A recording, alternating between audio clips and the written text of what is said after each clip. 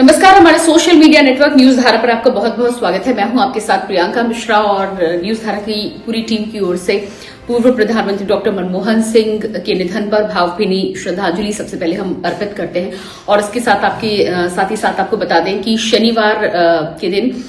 पूर्व प्रधानमंत्री डॉक्टर मनमोहन सिंह का अंतिम संस्कार किया जाएगा। ऑल इंडिया कांग्रेस कमेटी के कार्यालय से सबसे पहले उनकी भव्य यात्रा निकाली जाएगी और उसके बाद पूर्व प्रधानमंत्री के अंतिम संस्कार की प्रक्रिया आरंभ होगी। इसके साथ ही साथ डॉक्टर मनमोहन सिंह की 3 बेटियां जो कि अमेरिका में हैं, आज शाम तक भारत पहुंचने को लेकर जानकारी मिल रही है। आपको ये भी बता दें कि पूर्व प्रधानमंत्री डॉक्टर मनमोहन सिंह की जब बात होती है तो एक पॉलिटिशियन से ज्यादा चर्चा उनके अर्थशास्त्री के रूप में होती है और अपने कार्यकाल के दौरान जो भी रिफॉर्म्स उन्होंने किए हैं, भारत की अर्थव्यवस्था आज जिस पटरी पर है और जिस अर्थव्यवस्था की फाउंडेशन के तहत आज हम तीसरी सबसे बड़ी आर्थिक महाशक्ति बनने का सपना देख रहे हैं, उसकी नींव, उसकी फाउंडेशन कहीं न कहीं डॉक्टर मनमोहन सिंह जी के कार्यकाल में ही रखी गई। और 1991 से जब से उन्होंने वित्त मंत्रालय का पद संभाला, तब से इन रिफॉर्म्स को दिशा कहीं न कहीं देनी शुरू की गई थी वित्त मंत्रालय के कार्यालय के द्वारा। और आपको बता दें कि बड़े अजब गजब किस्से उस समय की राजनीति के साथ ही साथ उनके कार्यकाल के दौरान हुए। एक्सीडेंटल प्राइम मिनिस्टर तो उन्हें कहा जाता है, लेकिन उन्होंने खुद एक बार प्रेस कॉन्फ्रेंस में कहा था कि वो केवल एक्सीडेंटल प्राइम मिनिस्टर ही नहीं बल्कि एक्सीडेंटल वित्त मंत्री भी रहे हैं। पूर्व प्रधानमंत्री पीवी नरसिम्हा राव को जब प्रधानमंत्री बनने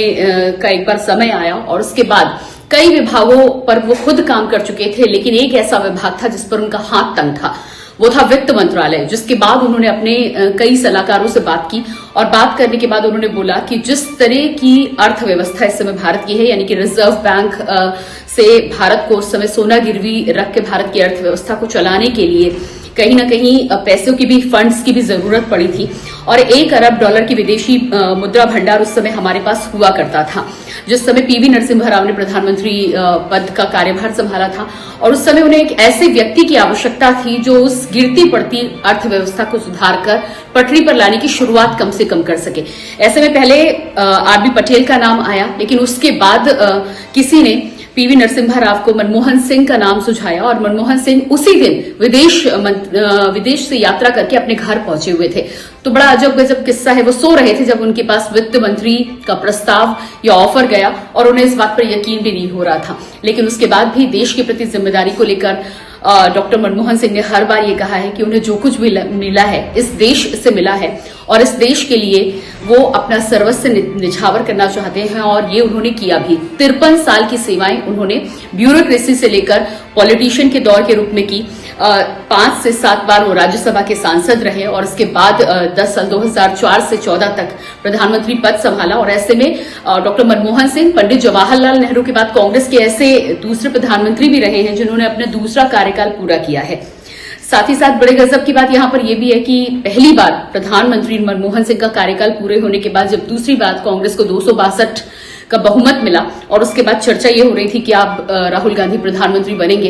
तो मनमोहन सिंह भी पशोपेश में थे और मनमोहन सिंह ने इस बात को लेकर सोनिया गांधी से इनकार कर दिया था कि अगर बीच में प्रधानमंत्री बदलने की स्थिति आएगी तो वो प्रधानमंत्री पद नहीं स्वीकार करेंगे। इसलिए इस बात का फैसला सुनिश्चित कर लेना चाहिए कि क्या डॉक्टर मनमोहन सिंह अगर प्रधानमंत्री पद का पदभार संभालने वाले हैं तो वो अपना पूरा कार्यकाल संभालेंगे। यानी कि वो चाहते थे कि अगर एक जिम्मेदारी उन्हें दी गई है तो वो जिम्मेदारी पूरी करने का भी मौका उन्हें मिले। और इन जगहों पर हमेशा बोला जाता है कि प्रधानमंत्री मनमोहन सिंह कम बोलते हैं, लेकिन